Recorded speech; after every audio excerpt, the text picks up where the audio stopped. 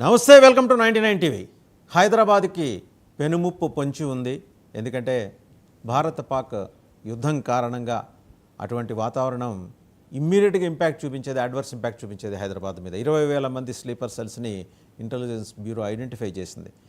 ఎక్కడో పాకిస్తాన్లోని పాక్ ఆక్యుపైడ్ కాశ్మీర్లో ఉన్న ఉగ్రవాద శిబిరాలను ఐడెంటిఫై చేసి మనుషులతో సహా లెక్కగట్టి చెప్పిన భారత ఇంటెలిజెన్స్ హైదరాబాద్లో ఉన్న స్లీపర్ సెల్స్ గురించి మాట్లాడదా అంటే మాట్లాడుతుంది. ఈరోజు సందర్భం వచ్చింది, ఇది ఏరివేయాల్సిన కార్యక్రమం మొదలెట్టాలి. ఇందులో రాజీ పడాల్సిన అవసరం లేదు. కేంద్ర హోం మంత్రిత్వ శాఖ నుంచి తెలంగాణ రాష్ట్ర డీజీపీకి, అలాగే ఆంధ్రప్రదేశ్ రాష్ట్ర డీజీపీకి, రెండు హోం మంత్రిత్వ శాఖలకు స్పష్టమైన నిర్దిష్టమైన ఆదేశాలు ఉన్నాయి.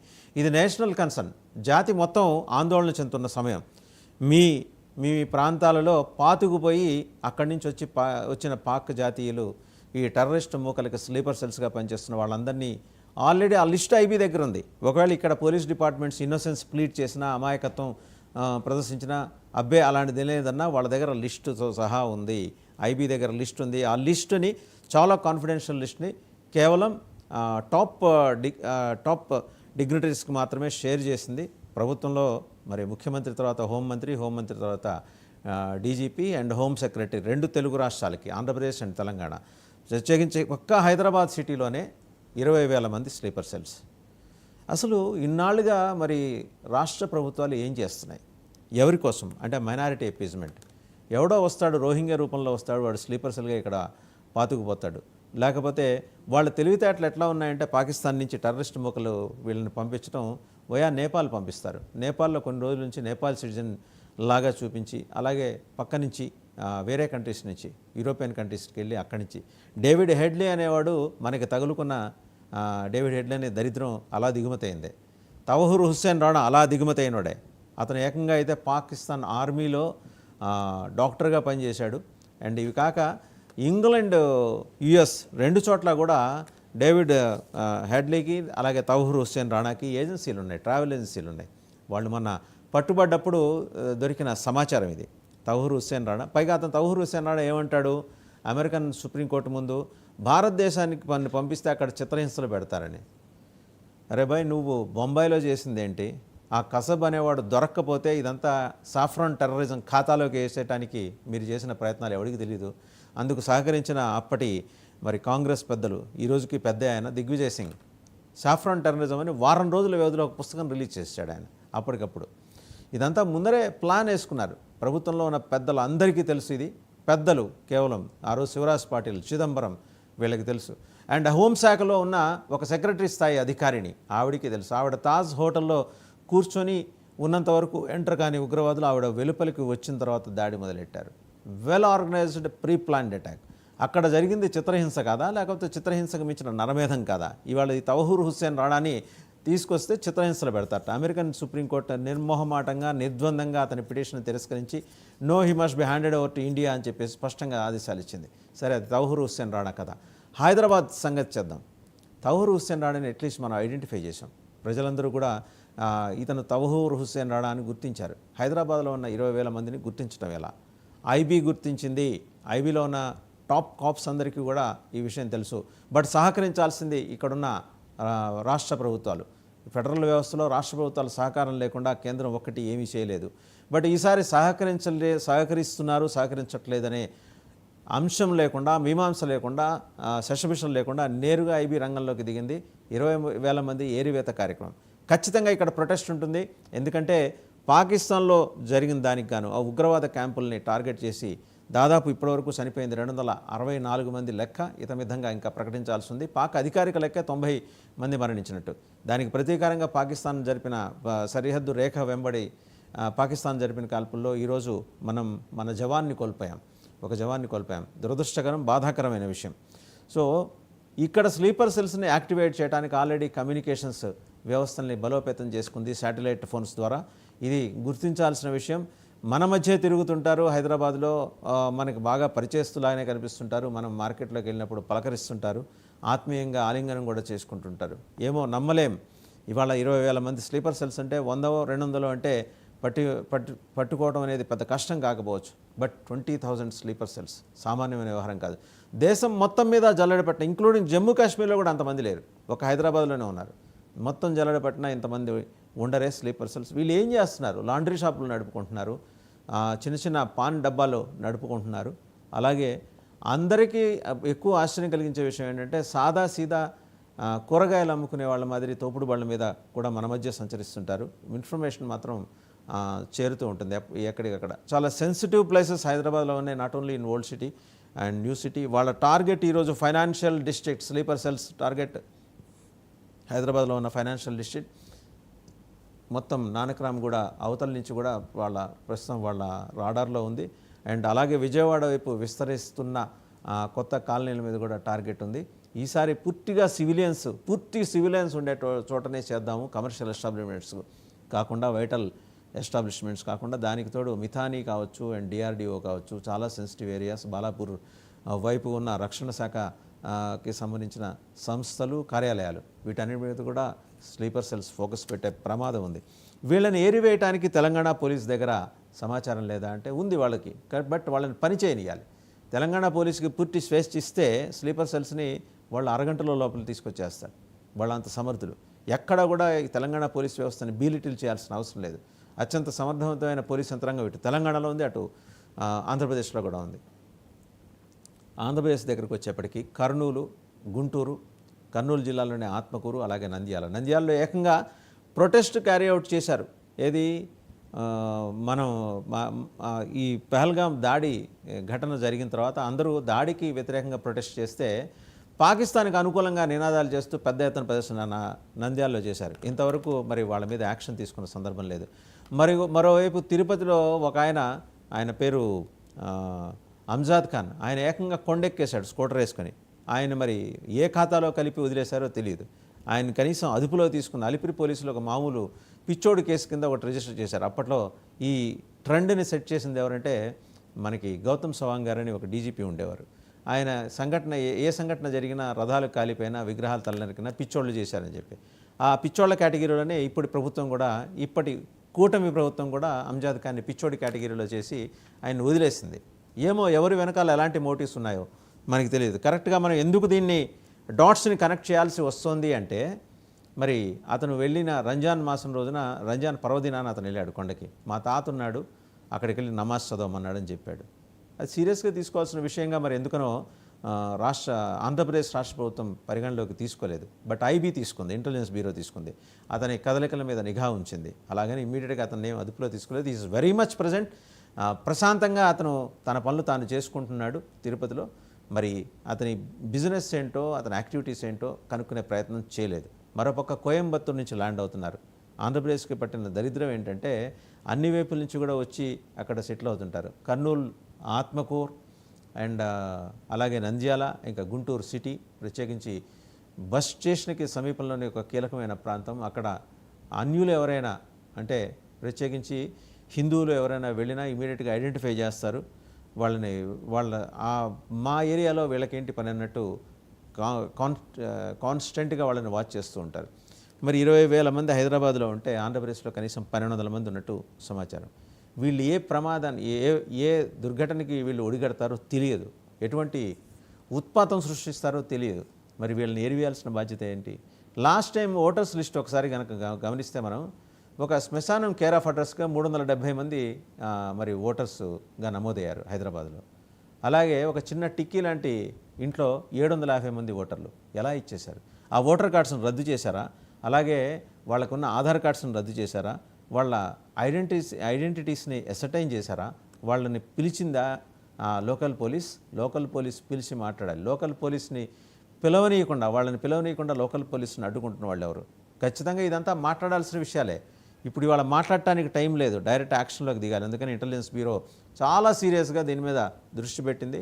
దాదాపు 9 అసెంబ్లీ నియోజకవర్గాల పరిధిలో హైదరాబాద్లో ఈరోజు వీళ్ళు చాలా నిద్రాణంగా తమ పని తాము చేసుకుంటున్నారు. కూరగాయల వర్తకుల్లా కనిపించవచ్చు, పాన్ డబ్బాలు నడుపుకోవచ్చు, టీ స్టాల్స్ నడుపుకోవచ్చు, లాండ్రీ తోపుడు వాళ్ళ మీద లాండ్రీ నడుపుకోవచ్చు, ఇస్త్రీ బండిలు నడుపుకోవచ్చు. చాలా రకరకాల వ్యాపారాల్లో వీళ్ళు నిమగ్నమై ఉన్నారు. చాలా సాధారణ పౌరుల్లాగానే ఉంటారు, కలిసిపోయి ఉంటారు.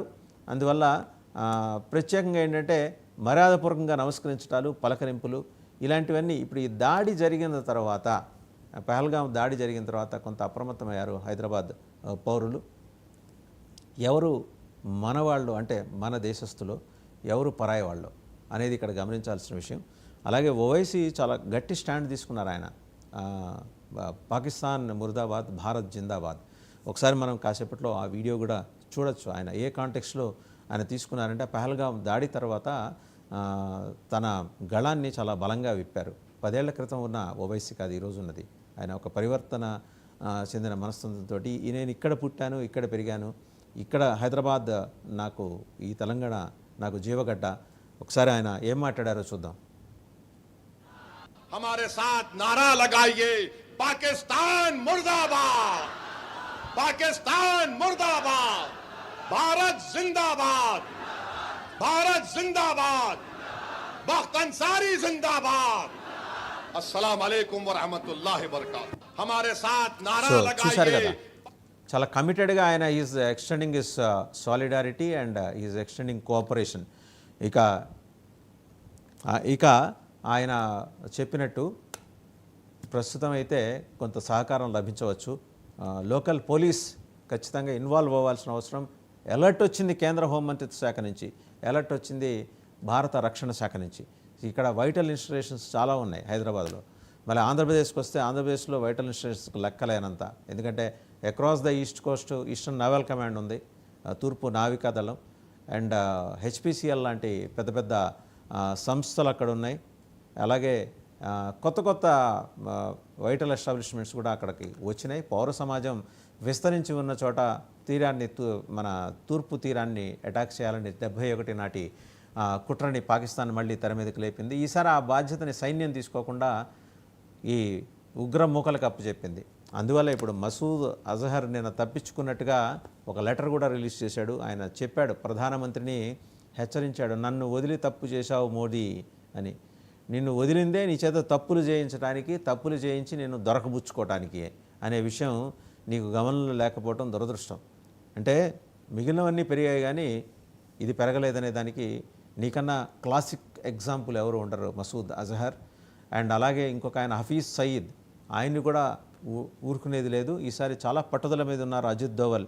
ఎట్టి పరిస్థితుల్లో ఈ అంతర్జాతీయ ఉగ్రవాదుల్ని మట్టు పెట్టకపోతే, and there has been a demand.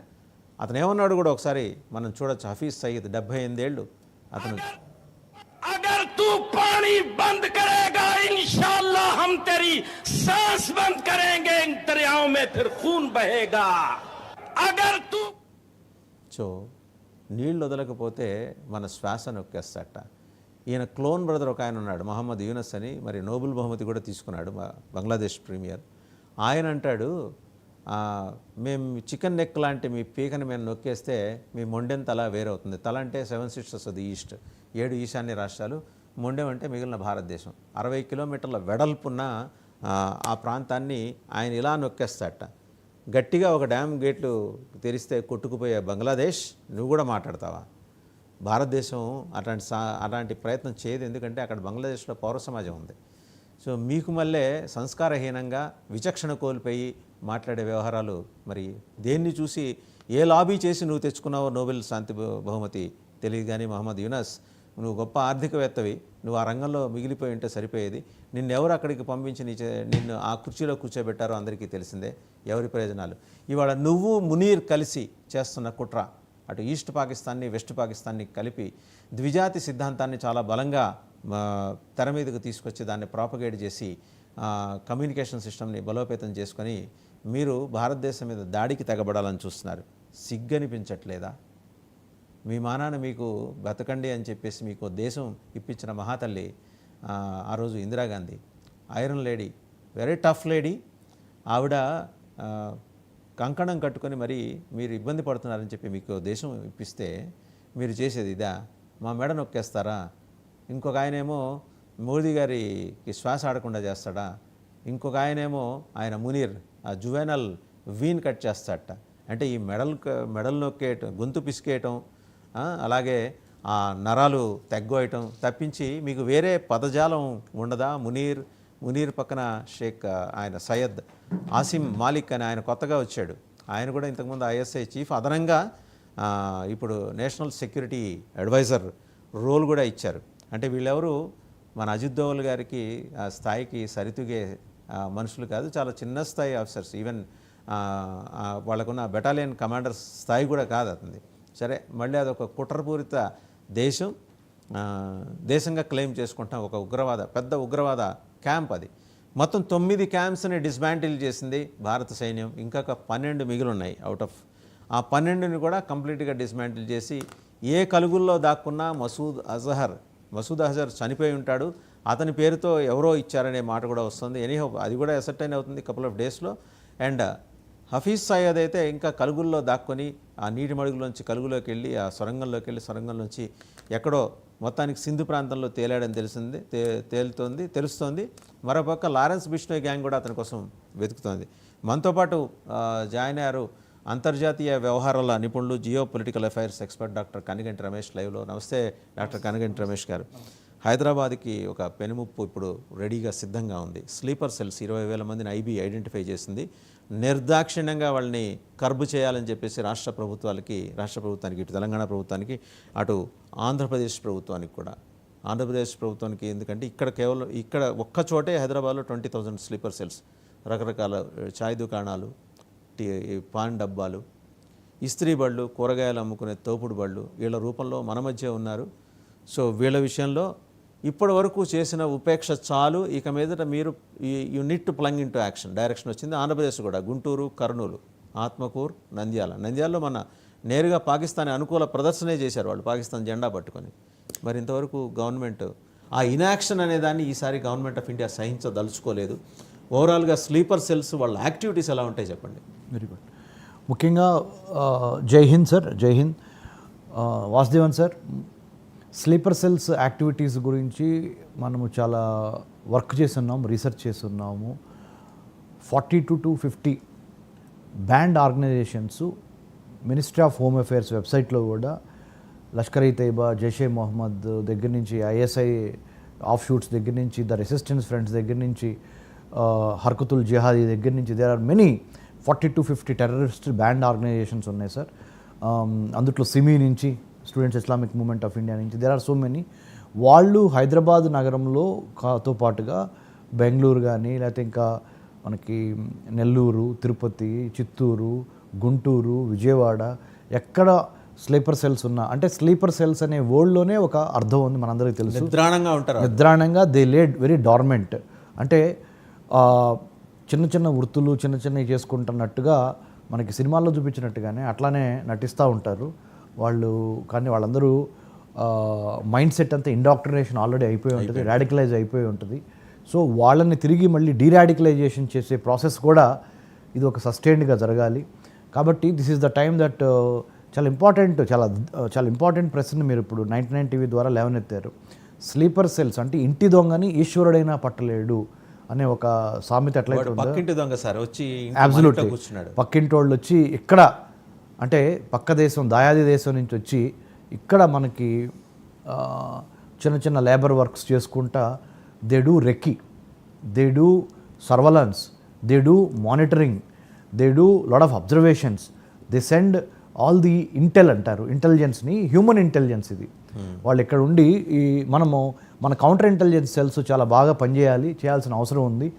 Intelligence bureau, government of India, ministry of home affairs, ఇక్కడ మనం గమనించాల్సింది వాసుదేవన్ గారు, మొట్టమొదటిసారిగా ఒక ఐబీ ఉద్యోగి కూడా ప్రాణాలు కోల్పోయాడు Pahalgam terror attacks.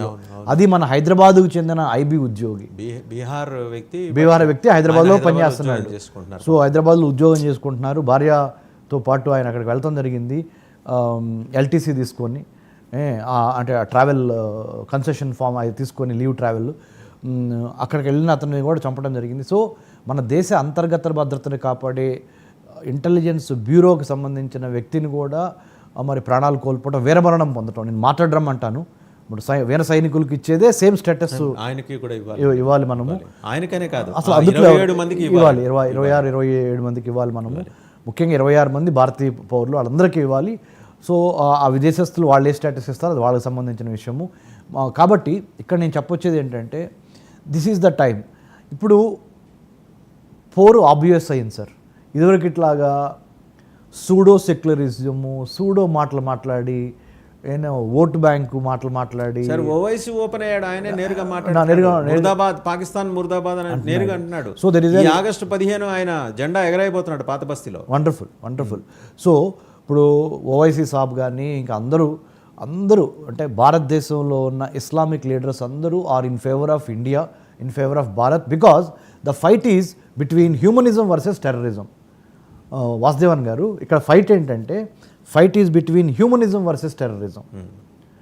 India has been championing the cause of humanism. మనం వెళ్ళి వాళ్ళ చంపల, వాళ్ళు వచ్చి మన సామాన్య ప్రజానికాన్ని గన్ పాయింట్లో చంపటం, అది మతం పేరు అడిగి చంపటం అనేది ప్రపంచం మొత్తానికి అర్థమైపోయింది. చాలా ప్రిసైజ్గా, since we are running short of time, ముందర స్లీపర్ సెల్స్ని కర్బ్ చేయడానికి విల్లింగ్ రెండు రాష్ట్ర ప్రభుత్వాలకు ఉందా? ఎందుకంటే ఇక్కడ ఇది నేషనల్ నెసెసిటీ, జాతీయ అవసరం. మీ మైనారిటీ అపీస్మెంట్ తర్వాత చేసుకోండి, కానీ ఎవడో బయట నుంచి వచ్చి ఇక్కడ బాంబులు పెట్టి ఇక్కడ జనాల్ని చంపేస్తానంటే వాళ్ళని ప్రశాంతంగా బతుకుతున్నారండి వాళ్ళు ఓల్డ్ సిటీలో 20 మంది. చెప్తానండి దానికి 100% పెహల్గామ్ 22 ఏప్రిల్ 2025 తర్వాత ఇక్కడ ఉన్న local political parties, national parties mindset కూడా మారి they have become more patriotic, more nationalistic, more humane and more చాలా అసెప్టివ్గా ఇప్పుడు they are rallying for India, rallying in favour of India. ఇక్కడ ఇండియాని ఎందుకు సపోర్ట్ చేస్తున్నారంటే మానవతావాదాన్ని, మానవత్వాన్ని ఇండియా సపోర్ట్ చేస్తుంది కాబట్టి we got the support from 100 countries. అదే రిఫ్లెక్ట్ అవుతుంది. మీరు అడిగిన సూటి ప్రశ్న, ఇక్కడ 2 రాష్ట్ర ప్రభుత్వాలు ఏం చేయబోతున్నవి స్లీపర్ సెల్స్ని కంటైన్ చేయడానికి. కొన్ని టీవీ స్టూడియోలో చెప్పలేని మాటలు ఉంటాయి, కొన్ని చెప్పే మాటలు ఉంటాయి. చెప్పే మాటల వరకు చెప్తున్నా, చెప్పే మాటల వరకు చెప్పే వాటిలో ఏంటంటే 100% తెలంగాణ రాష్ట్ర ప్రభుత్వము, రేవంత్ రెడ్డి గారు, ఆంధ్రప్రదేశ్ రాష్ట్ర ప్రభుత్వం నారా చంద్రబాబు నాయుడు గారు తప్పనిసరిగా దీన్ని చాలా సీరియస్గా తీసుకొని they are very very patriotic now, both of them. They were and they are and they will be helping, giving free hand. ప్రధానమంత్రి మోడీ గారు ఏ విధంగా సైన్యానికి ఫ్రీ హ్యాండ్ ఇచ్చారో, తెలంగాణ రాష్ట్ర ముఖ్యమంత్రి గౌరవ రేవంత్ రెడ్డి గారు, ఆంధ్రప్రదేశ్ రాష్ట్ర ముఖ్యమంత్రి గౌరవ చంద్రబాబు నాయుడు గారు కూడా లా ఎన్ఫోర్స్మెంట్ ఏజెన్సీస్ అంటే police departments, counter intelligence cell, SIB లాంటి వాటికి ఫ్రీ హ్యాండ్ ఇచ్చి ఈ ఉగ్రవాదాన్ని వడపోసి ఏరిపోతకి అంటే exterminating the terror sleeper cells from wherever the pockets are. We have intelligence, the imagery intelligence, the visual intelligence, the technical intelligence, the human intelligence will be used by the local police departments of Andhra and Telangana. So they must be given free hand, sir. Free hand ane underline, sir. Underline free hand. వాళ్ళు చేతకాక కాదు, వాళ్ళని చేయనిస్తే అద్భుతాలు సృష్టిస్తారు. Now the political will, the moral will, the police will, political will ఇప్పుడు కలిసి ఉన్నాయి. ఇప్పుడు this is the best part. And public will, PPP మీరు అడిగారు కదా, public will, political will, police will, ఈ 3 కలిసి ఉన్నాయి. పేట్రియాటిక్ 4P ఈ పేట్రియాటిక్ ఫెర్వర్ని, నేషనల్ ఇంటిగ్రిటీని కాపాడటానికి to ensure safety, security, all these 3 eradicate చేయటం కాదు సార్, ఎలిమినేట్, డెసిమేట్ అసలు. And sanitization is the right word. The way that corona virus అప్పుడు మనం శానిటైజ్ చేసుకున్నాము. This will happen in 2 states అండి. డెఫినెట్ గా వాళ్ళు అలామ్ ఇచ్చారు minister of home affairs. No iota of doubt sir. This is our national flag. We have only one జెండా and one agenda. This is hour త్రివర్ణ పతాకం.